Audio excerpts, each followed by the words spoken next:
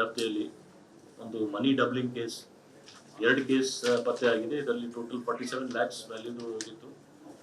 ನಮ್ಮ ಪೊಲೀಸ್ ಅವರು ಒಳ್ಳೆ ಕೆಲಸ ಮಾಡಿ 40 lakhs ರಿಕವರಿ ಆಗಿದೆ. ಮತ್ತೆ ಇದರಲ್ಲಿ 3 ಜನ ಆರೋಪಿ ಕೂಡ ಅರೆಸ್ಟ್ ಮಾಡಿದ್ದಾನೆ. ಇನ್ನೂ ಕೆಲವು ಆರೋಪಿ ಬಗ್ಗೆ ಮಾಹಿತಿ ಇದೆ, ಅದನ್ನು ಅರೆಸ್ಟ್ ಮಾಡ್ತಾರೆ ಅವರು. ಬಟ್ ಇದು clear cut case of cheating ಇದೆ. ಯಾಕೆಂದ್ರೆ ಜನಕ್ಕೆ ಅವರು ನಂಬಿಸಿ ನಿಮಗೆ ಒಂದು ನೀವು ಏನು ಕೊಡ್ತಾರೋ ಅದಕ್ಕೆ 3 ಪಟ್ಟು ನಿಮಗೆ ವಾಪಸ್ ಕೊಡ್ತೀವಿ ಅಂತ ಅವ್ರಿಗೆ ನಂಬಿಸಿ ಈ ಥರ ಮಾಡಿಬಿಟ್ಟಿದ್ರು.